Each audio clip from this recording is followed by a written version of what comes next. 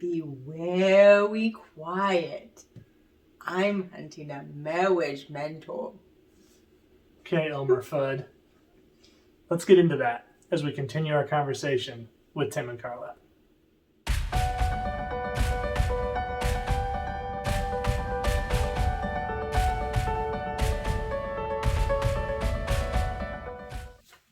Hi, I'm Andrea Warnock. I'm Nathan Warnock. And you've joined us for Marriage Monday on the Marriage by Design podcast. And this is a time where we get to talk about God's design for marriage, what the Bible has to say about marriage, and how we can apply that to our lives.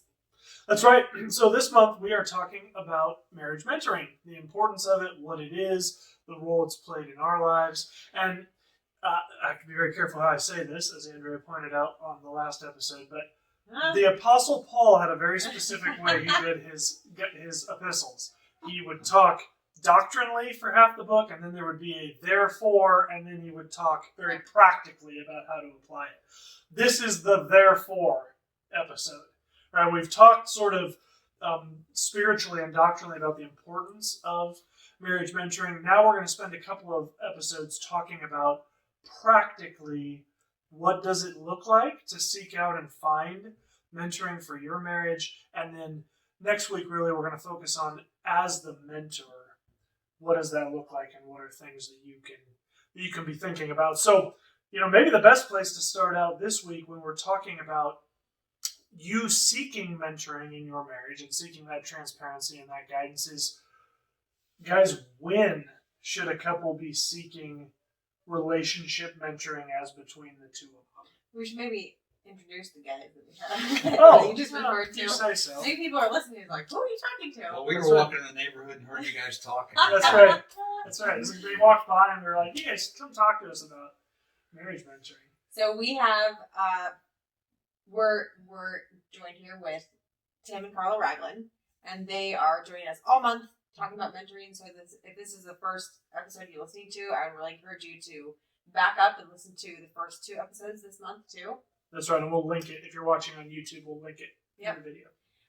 So that you can hear them speak about some really great things about mentoring. But they have been our mentors for the last 10 years.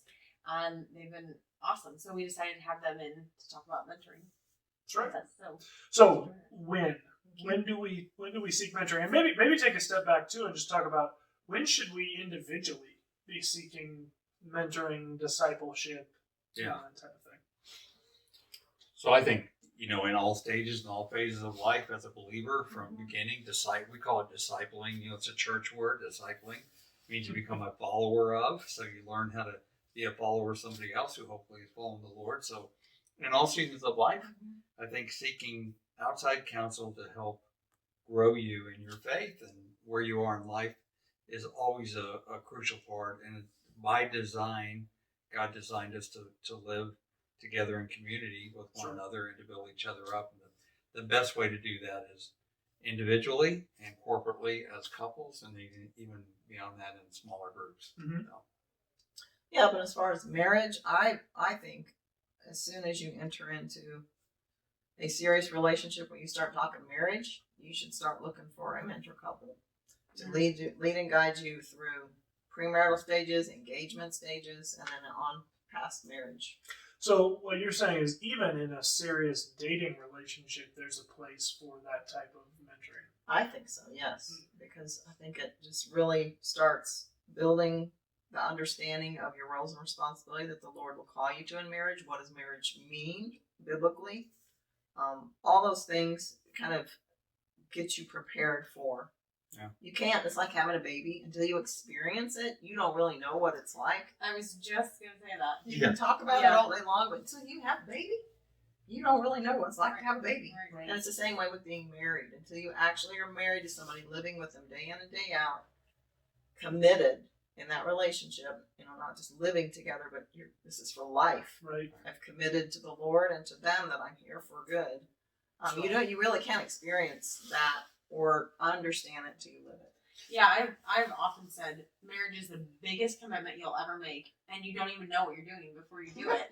You don't even understand really the commitment that you're making when you make it. Right. Spend very little time. Most people spend more time researching the car they're going to buy than they do about marriage. I know, fortunately for you and I, we spent years with mentors as we were dating each other and leading up Yeah. to our marriage.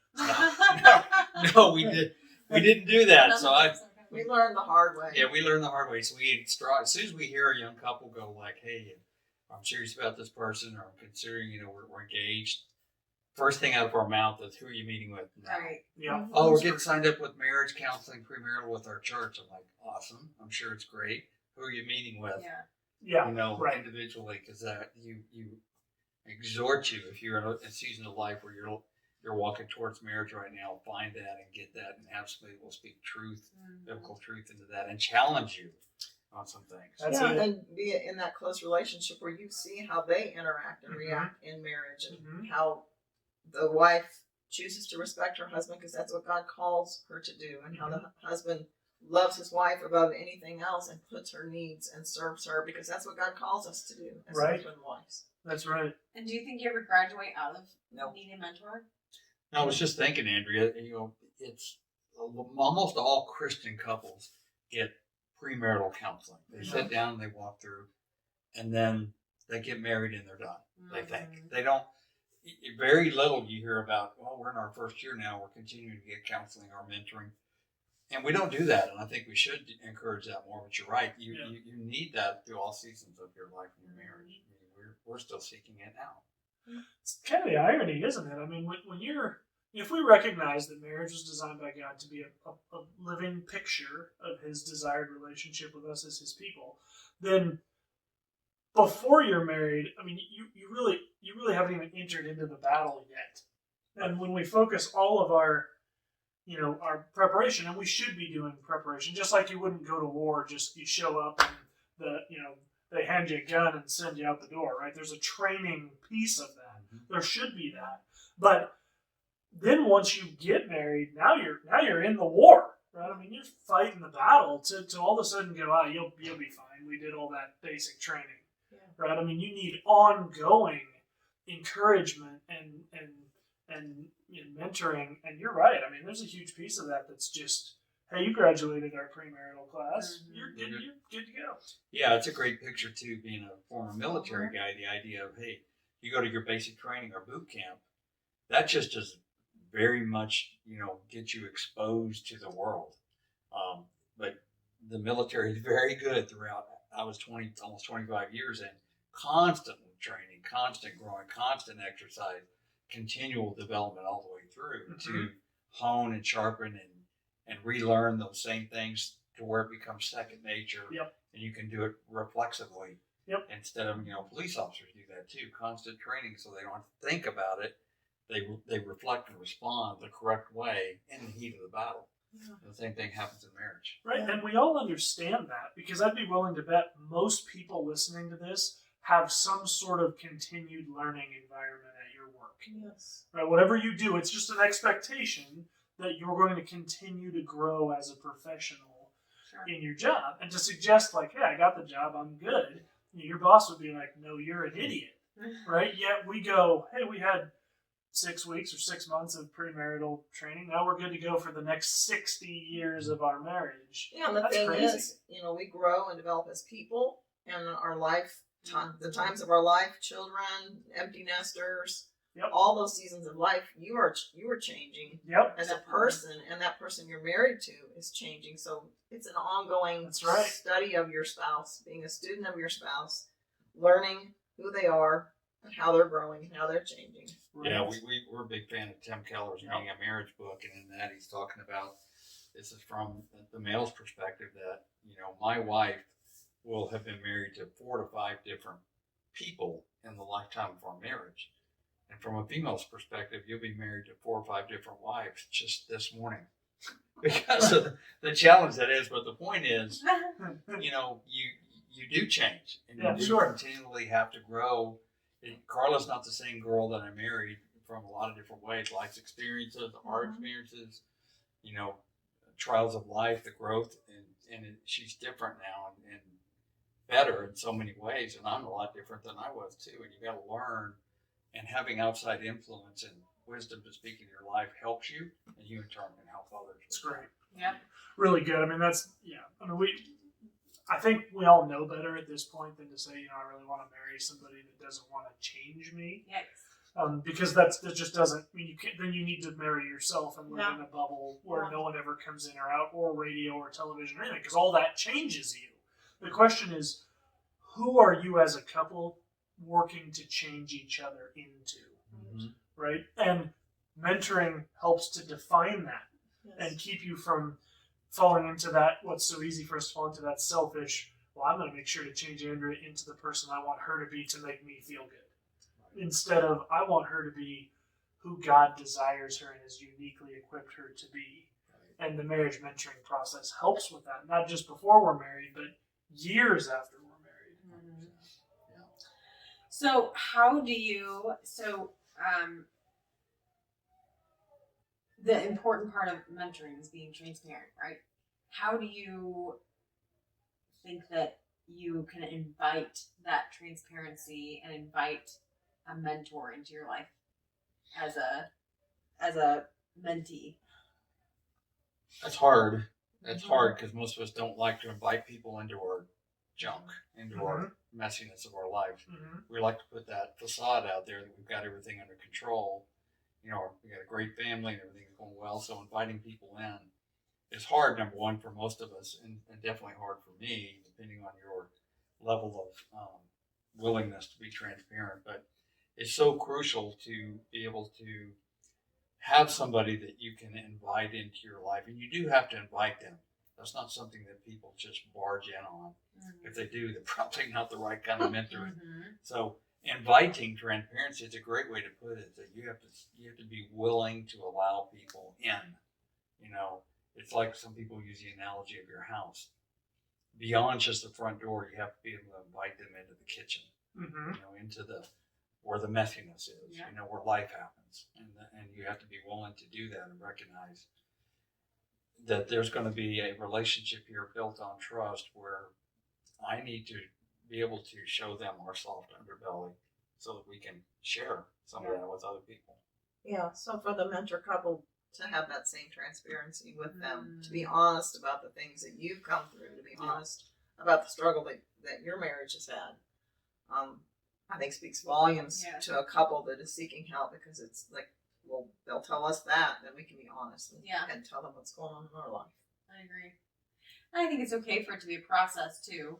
Not a process of, well, I'm going to hide this from you and hopefully you don't discover it. But, maybe on the first meeting, you're not dumping every skeleton out of your closet, but it may take a few times to build that trust and understanding, and to choose to, okay, I can open this, this closet of skeletons or whatever. For sure. For me, it's making a commitment as the couple seeking mentorship, as the couple seeking a mentor. It's making a commitment, the two of you together, to complete honesty.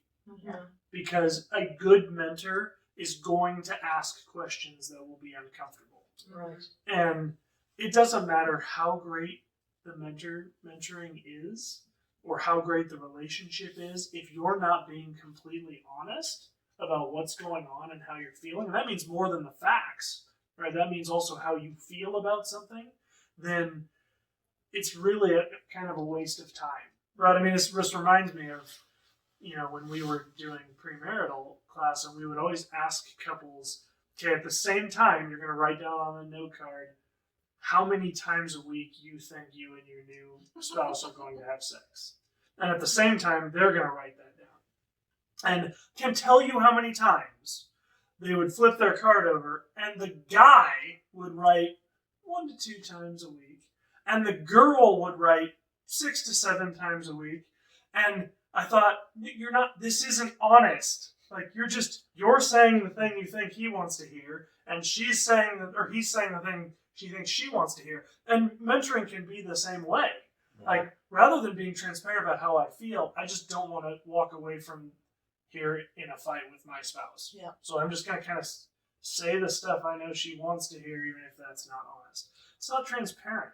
No, and I think a lot of that people struggle with transparency even in their own lives, for everybody in all cases, and even between husband and wife, that they put up a front. There's hypocrisy. There is unwillingness due to the things they've gone through in life, some hurt, some deep impacts that where the trust has been, broken. Mm-hmm. And so, like Andrea said, sometimes as a couple that's mentoring, you have to be a little bit gentle and patient to build that and to be able to allow them to trust you. So it's not like day one, hey, let's meet for coffee and let me tell you about the darkest moment of my life. Mm-hmm. That doesn't happen necessarily. It takes, that's why mentoring is not we're going to meet 3 times for an hour and call it good. That's Right. not mentoring. It's I'm going to invest a season of my life with yours, and we're going to do life together. Yep. Yeah. That's what mentoring is. Yeah, so I would say for inviting that, I think that starts with just making a decision to do it. Yeah, that's exactly what I was thinking. Is you're just gonna choose. It's a choice. That's right. It's a choice. Yep, that's right. And this goes back to something, Tim, you said in a previous week about it's not always about finding the perfect match, right? Because you can be looking for that forever. And similar to ways we can kind of get church hoppy as people, because like, well, I don't like this one little thing about this church. You can do that. I don't really like Tim's can kind of be just here's how it is, and I kind of want somebody that's more gentle, and you can always pick that little thing, and pretty soon you have nobody because every couple you meet with, there's some little thing. It's just making a choice that we know this couple is a godly couple. They have a great marriage. We want a marriage like that. We may not get along like perfectly in all ways, but we're making a choice to just jump in and do it for the betterment of our marriage. And maybe you have multiple mentors, not as a way of like, oh, multiple people to spew our crap on, but maybe one is good for a certain season of life. Maybe another is better in another season, or you're not trying to pit them. Kind of like you're not trying to grocery shop your godly wisdom that you're getting. Oh, they didn't give me the right answer I wanted, so I'm going to go to the other one. But you may have a few different mentors in your life that come in certain seasons or certain situations or whatever. You may have somebody that's like, hey, I need help being a father. This guy's got that. Or I need somebody to mentor me on how to study my Bible better because I want to become more of an expositor. Really good. So you can pick people that have strengths that can help you in different areas, and it may be just somebody I just like. I like gaming. I just want to find somebody that I can shoot gaming with. Have nights that I want to do that with, and just we can build each other up doing something we enjoy. That's right. So that's a great point, Andrea. It doesn't have to be one person for all seasons for all things. That's right. That's right. So, how to ask for help then?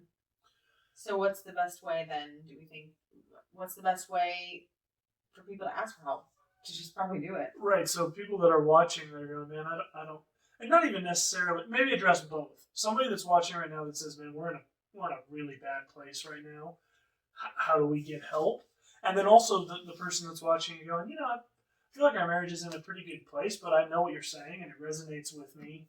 How do they ask for mentorship? I think being students of your body, the church, your local church, people that you hang out with, The church body. the not church your body, own. your church body, Check myself out.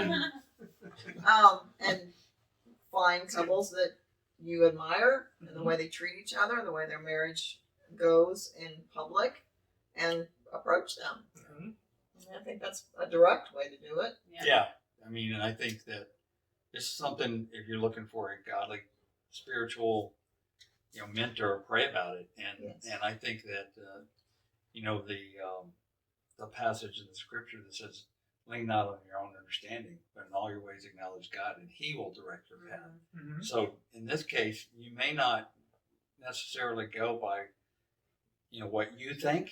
So pray about it. God, put somebody in my path. Put somebody in my life that I need for this season, because you know what I'm going to need. Not just for this season. You always are thinking about preparing me for the next thing.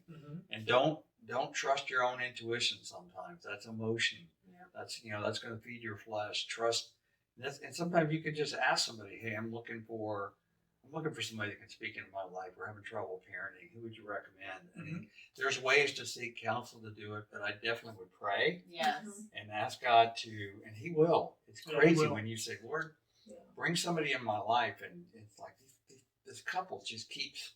Yeah, and I think that goes back to, well, they're not really somebody I want to hang out with. Like we don't do the same things in life. We just don't seem like we would mesh. But God uses people that are not like us in our lives to change us. And so if they're just like you, that may not be the best fit. Right. It may be He may be bringing somebody that's different into your life to challenge Right. you. Mm-hmm. Right. Right. I mean, as long as they're the solid foundation of what they believe is the Bible, that they're solid in their walk and their faith. I mean, that's the foundational part. The rest of it is just fluff. Yeah, It's extra. yeah. And I think when you're asking, you praying about it is super important. And then when you're approaching a couple that you'd like to mentor you, being specific, not just, hey, we'd love to get together with you guys sometime Yes. and maybe talk a little bit about marriage. Like, be specific. We're really looking for a mentor. We prayed about it. We feel like God's led us to you. Will you guys pray about mentoring us in marriage and maybe meeting with us once a month to talk about marriage? And we're struggling with some things. Maybe even say what those are, but whatever. Just being honest. We want to meet with you. So then the couple that's being asked to be mentored knows you're not just wanting to hang out every Right. once in a while here and there. You're specifically asking for a mentor relationship. You're asking for consistency, and you're asking them to pray about it. Right. That's so good, Andrea. I think that's great because, as you do this more, and people in the church begin to recognize, hey, these people do marriage ministry, and you can get overwhelmed sometimes with kind of drive-bys, and it's for me, it's feed the hungry. So people that really show intentionality and that they've invested some time and they're willing to put some effort into that speaks a lot to the other side, and give them the opportunity to pray through it and think about it. And I would just say too, a very practical thing, like your advice was, that if I'm seeking another couple to mentor us, and it's couples mentoring, I need to make sure I talk to Carla about it and make sure that we're on the same sheet. Yeah. And that she's at least open to it. She may not be as enthusiastic as I am, but nothing is worse than going into a situation where one of the other spouse has been coerced and manipulated into it. Yeah. And they feel like that they're being, this is just a trap that was set for me. It's Right. another case where you're trying to tell me I don't measure up, and it's going to be, usually those are, one spouse is bringing the other one in, so you can get two more people to gang up on and tell them all the things they're doing wrong. And that is That's not right. good. No, it's not. No, it's not. So Yeah. get a little bit of buy-in first. Yeah. Just a little. Yeah, So totally then- right. Let's say you have those mentors, you've started meeting with them or whatever. How do you know if it's a good fit? That's a great question. And we've kind of talked about that throughout some of these episodes. Mm-hmm. So what do we say? If somebody goes, I'm not sure this mentor couple is good for us. What is that? Some of the questions that we typically ask. Well, are they? Are they pointing you back to the Word? Are they building you up in your faith? Do they have a clear understanding of God's design for marriage, and that's what they're focusing on? Yes, yes, yes. Then the personality difference can be worked through. Those are the big rocks that need to be there. I would say another big rock too is somebody who's willing to meet consistently. Yes. Like if their schedule just Right. they're like, oh, True. 6 months down the road, let's make a meeting. That's not gonna work. Yeah, and if it doesn't happen, the follow through doesn't happen, then it just seems like never can get on the calendar. Then maybe it's time to look for another Right. one. Yeah. And it's not always going to be a good fit, and and sometimes it's just not the right, whatever season of life, or they don't have the right experience, or whatever it happens to be. I'd say give it some time, more than one session, and allow it to mature a little bit. But after a season of time, look, if you're a mentor couple, a couple that's spending time with you, is willing to invest time, and they're investing their hearts and their lives into you, and they're speaking biblical truth to you, then God is probably going to use them in the season of life for you. And maybe it's your own lack of patience or lack of wanting to hear what they have to say. So I would always say, check why is it that you're not, it's not a good fit for you. And most of the time when we hear that, it usually comes back to selfishness, pride, things like that. They want somebody to appease, Affirm them. Affirm them, yeah. Yeah. Mm-hmm. Don't like the challenges. That's right. That's right. Yeah, I mean, a good mentor, you should feel uncomfortable. I think At certain routinely. times. Yeah. Right. You should should be challenged. Right. Being challenged, yeah. Right. Yeah, uncomfortable. Right. Yeah, uncomfortable because the things you believe or the ways you've been acting are being called into question. I mean, that can be the work of the Holy Spirit in our lives too, right? I mean, there's a lot of times when I read what the Bible says and I walk away feeling uncomfortable because I've had a lie I believe exposed or a behavior in my life that the Holy Spirit's saying, this isn't God's best for you. Yeah, think of a teacher or a coach or a boss. The ones that stood out in your life and really being impactful are the ones that really challenge you. That's right. And challenge you to be better than you thought you could be. The ones that are, and sometimes in life you just need somebody to cheerlead you, but you have friends and family for that. Mentoring's role, I think, is to challenge you to grow. I mean, if I had to put it in one, kind of encapsulated, a mentor's role is to challenge the people that they are investing in to step up to what God's calling them to. So. Yeah. So true. Good. So then, the last question I would have is, how can a mentee respect the mentor's time? So flesh that out a little bit, babe. How does that show itself? You know what I mean? Like how? So what I'm thinking of, and I'll just say, what I'm thinking of is oftentimes when we get in relationships, particularly if our marriage is not in a great place, you're working on the assumption that all my mentor couple is ever doing is standing around waiting for me to call and offer advice on the situation that I'm struggling with. Right. And if I text and it's been more than 45 seconds and I haven't gotten a text back, it's because that person's letting me down. Right, and that's a bit of a caricature of what I'm talking about, but it is a reality. And in the same way, it can be hey, let's get together for dinner and chat for a little bit after dinner, and at 11:45, it's like, okay, I gotta work in the morning, right? I mean, I think that's what we're talking about, is as mentees ourselves, as people being mentored, what things do we need to keep in mind of how we can be respectful and God-honoring of our time and the sacrifice that's being made on our behalf? And then I think having self-awareness of, these people have a life, just like I have a life, and it's not always about me and my problems. If this person has other things, I mean, that's just common courtesy, right? To be aware that they have a life and they have a family and they have a job. And Yep. Yeah, and I would just say, for those that are considering being mentors, one of the things we always tell people is when you meet with your couple that you're going to mentor, set some ground rules and say, look, we're going to meet, once a month, and we're going to meet from 6 to 8, and we're going to start on time and finish on time. And I always spin it like, we want to be sensitive to your time, and I know you want to be sensitive to ours, even though they might I hadn't thought about your time actually. Right.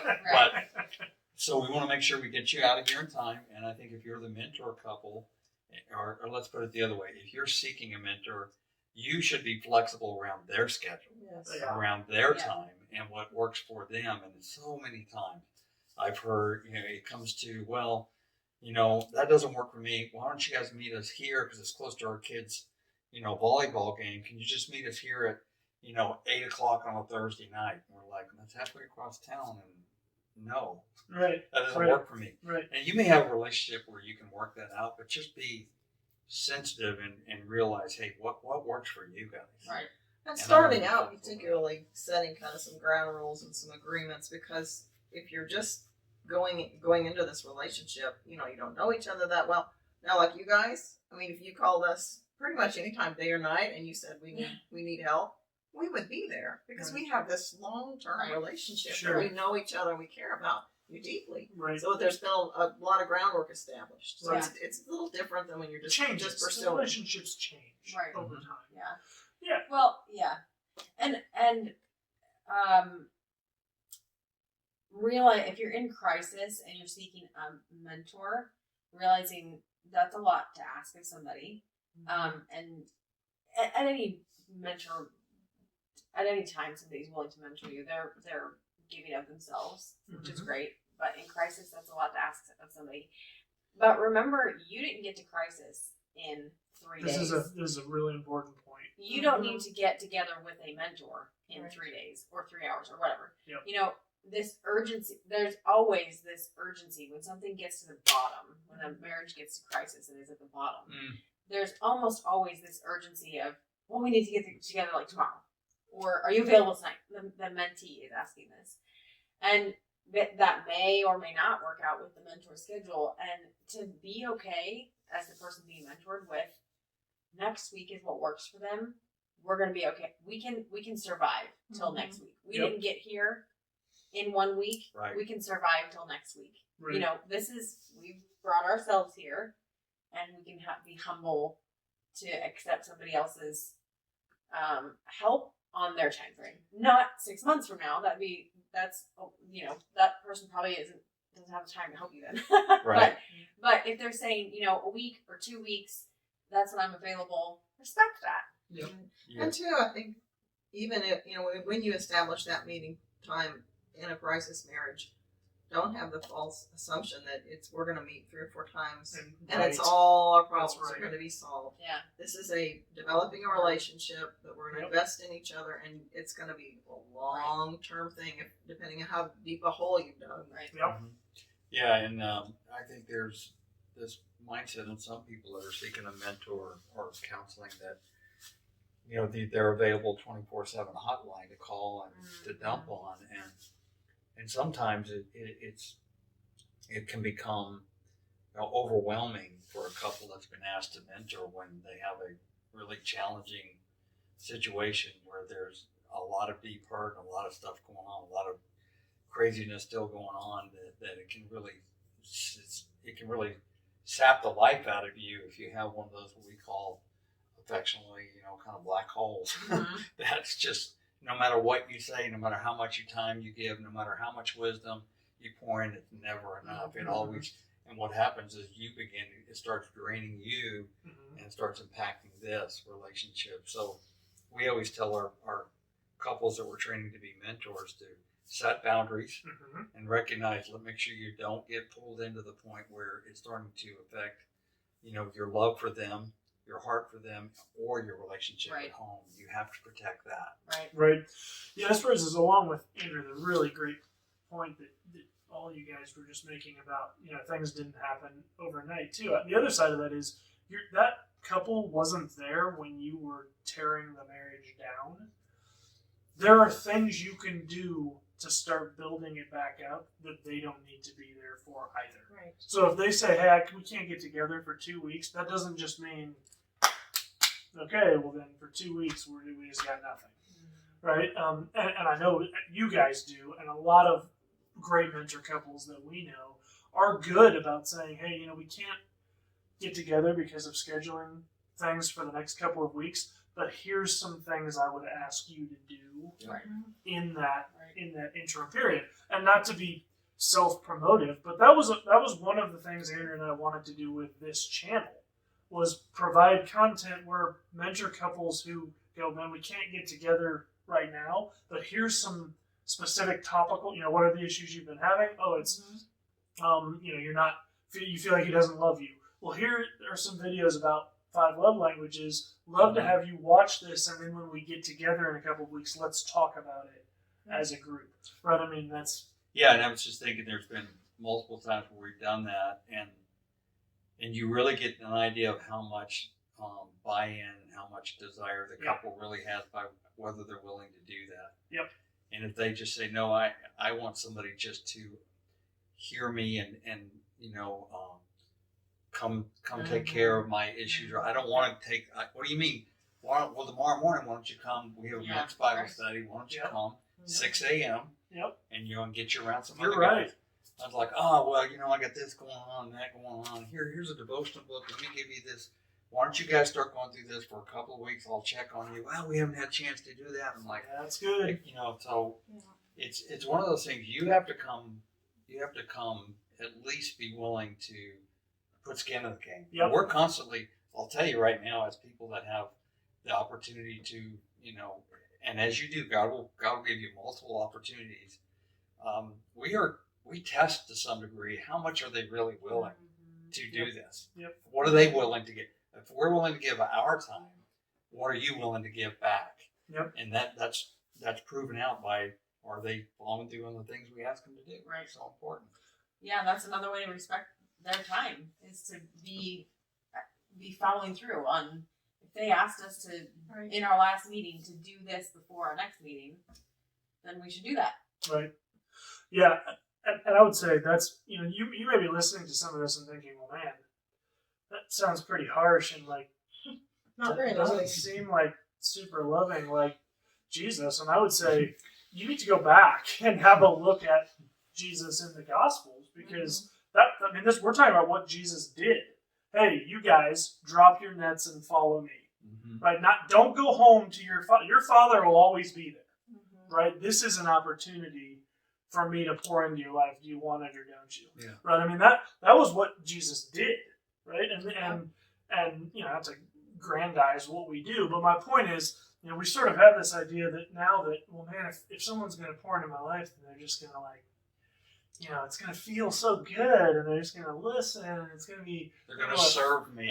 Exactly right. Right. That's right. It's sort of the service culture, and really, I think the first thing, we didn't even talk about, but probably the first thing about being a mentee is it's probably time to sit down and think about whether you're in a place where you want to be a mentee. Right. Yeah. That's probably step one. Well, I'll give a personal story. Years ago, when a guy in my life that had a huge influence on me about being authentic and being real, I was coming to him about some issue that I was, complaining about, call it what it was, that I was grousing, and it was some trial that I was going through, and I was, and at that time it was the world against me mentality, and this guy had developed a relationship with me to the point that I knew he cared about me, which is something I think we'll talk about maybe in the next episode. Is that you have to get to a point where I can speak some truth into your life because I care about you. That's right.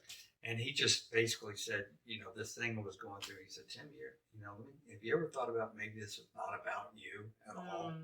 And I'm like, well, what do you mean? I'm going through a hard time, and people are treating me unfairly. And he said, maybe it's not about you at all. Maybe God is just using this to impact somebody else's life. Maybe it's not about you and your whole. In other words, it's like, maybe get yourself off of yourself. Yeah. And think about, God has got a lot of things that he's using, moving parts and pieces around. And sometimes you're the main player on stage, and sometimes you're in a backup role, and God needs you to do that role. And it's all about that, being a little bit humble about that. Yeah. It's really good. That is really good. That's great. So think about, am I in a position now where I'm ready to be mentored by someone else in my life? Can I be transparent with that person?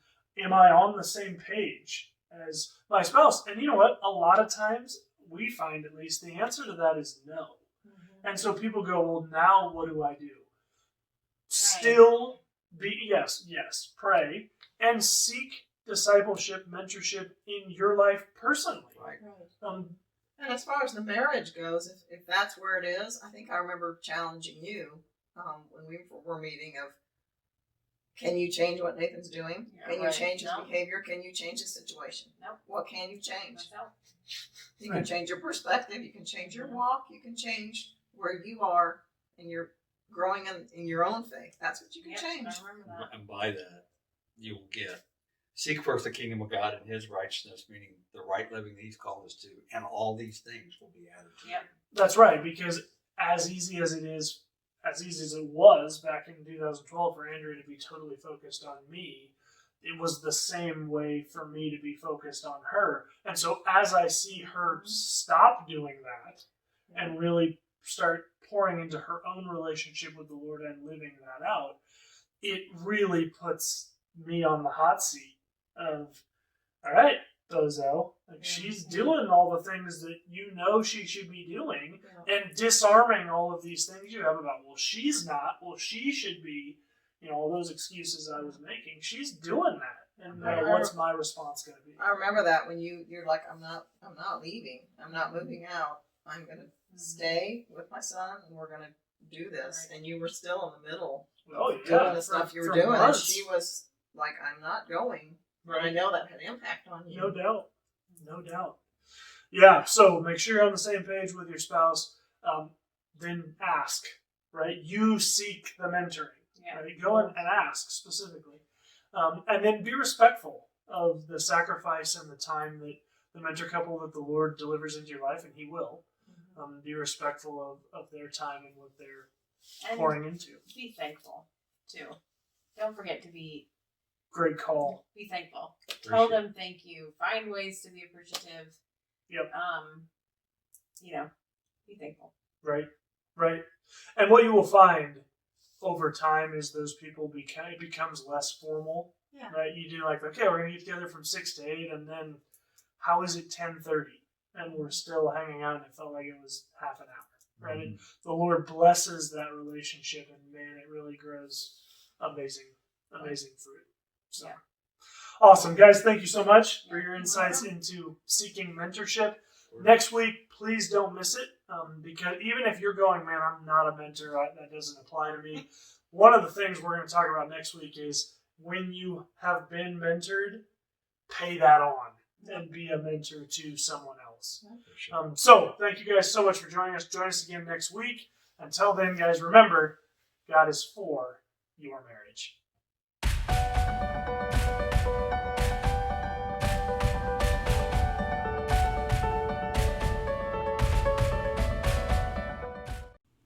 Hey, thanks for joining us on Marriage by Design. If you were impacted by this video, like it by hitting the thumbs up below. Also, don't forget to subscribe, and once you subscribe, hit the bell icon so you can be notified when new episodes release. Excellent. Also, one of the huge pillars of our show is interactivity between us and you. So we would love you to comment down in the comments below if you have thoughts about this video, or if you have questions or other things you'd like to see considered in the future. In addition, if you'd like, you can email us. That's marriagebydesignpodcast@gmail.com. We're also on Instagram @marriagebydesignpodcast, or you can find us on Facebook by searching Marriage by Design Podcast. Finally, if you want to, you can tweet at us. We do have a Twitter account that is @MarriageXDesign. Thanks, and have a great day.